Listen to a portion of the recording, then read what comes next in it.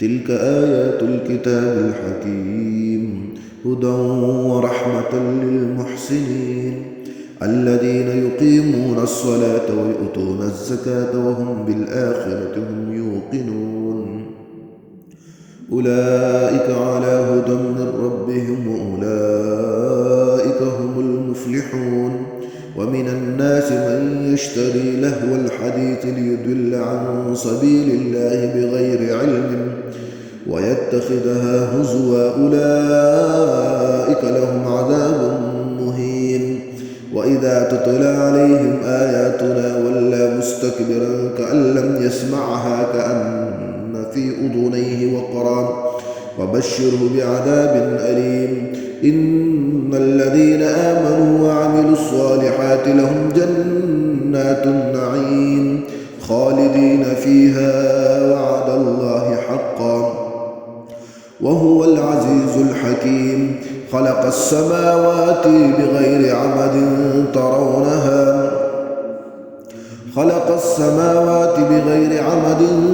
ترونها وألقى في الأرض رواسي أن تميد بكم وبث فيها من كل دابة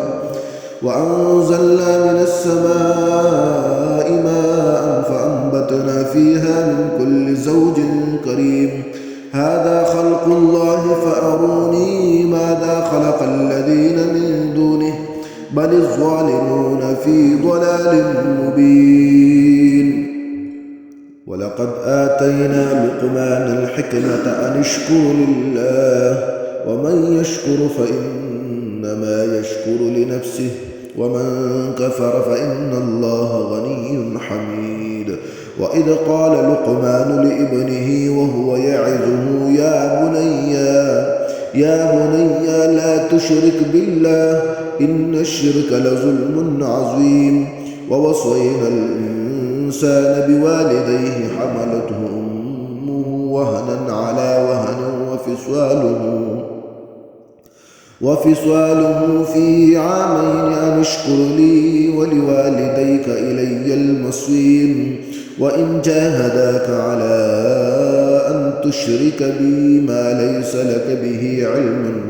فلا تطعهما وصاحبهما في الدنيا معروفا واتبع سبيل من أناب إلي ثم إلي مرجعكم فأنبئكم بما كنتم تعملون يا بني إنها إن تك مثقال حبة من خردل فتكن في صخرة أو في السماوات أو في الأرض يأت به الله إن الله لطيف خبير يا بني أقم الصلاة وأمر بالمعروف وانه عن المنكر واصبر على ما أصابك إن ذلك من عزم الأمور ولا تصعر خدك للناس ولا تمش في الأرض مرحا إن الله لا يحب كل مختال فخور واقصد في مشيك واغضض من صوتك إن أنكر الأصوات لصوت الحمير ألم تروا أن الله سخر لكم ما في السماوات وما في الأرض وأسبغ عليكم نعمه ظاهرة وباطنة ومن الناس من يجادل في الله بغير علم ولا هدى ولا كتاب منير وإذا قيل لهم اتبعوا ما أنزل الله قالوا بل نتبع ما وجدنا عليه آباءنا أولو كان الشيطان يدعوهم إلى عذاب السعير ومن يسلم وجهه إلى الله وهو محسن فقد استمسك بالعروة الوثقى وإلى الله عاقبة الأمور ومن كفر فلا يحزنك كفره إلينا مرجعهم فننبئهم بما عملوا إن الله عليم بذات الصدور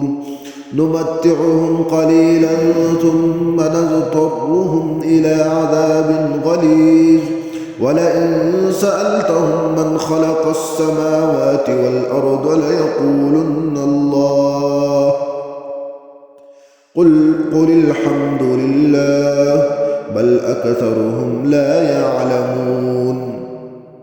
لله ما في السماوات والأرض إن الله هو الغني الحميد ولو أن ما في الأرض من شجرة أقلام والبحر يمده من بعده سبعة أبحر ما نفدت كلمات الله إن الله عزيز حكيم ما خلقكم ولا بعثكم إلا كنفس واحدة إن الله سميع بصير ألم تر أن الله يولج الليل في النهار ويولج النهار في الليل وسخر الشمس والقمر كل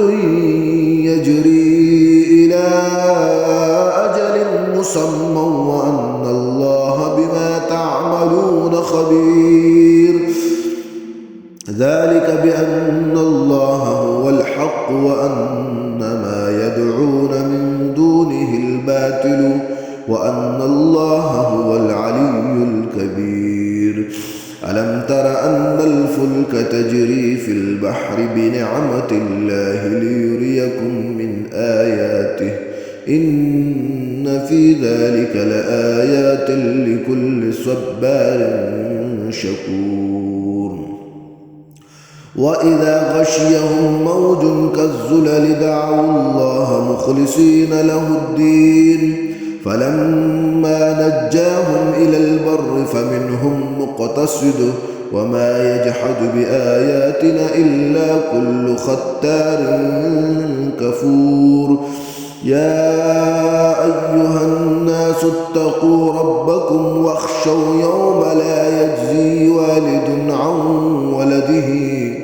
ولا مولود هو جاز عن والده شيئا إن وعد الله حق فلا تغرنكم الحياة الدنيا ولا يغرنكم بالله الغرور إن الله عنده علم الساعة وينزل الغيث ويعلم ما في الأرحام إن الله عنده علم الساعة وينزل الغيث ويعلم ما في الأرحام وما تدري نفس ماذا تكسب غدا وما تدري نفس بأي أرض تموت إن الله عليم خبير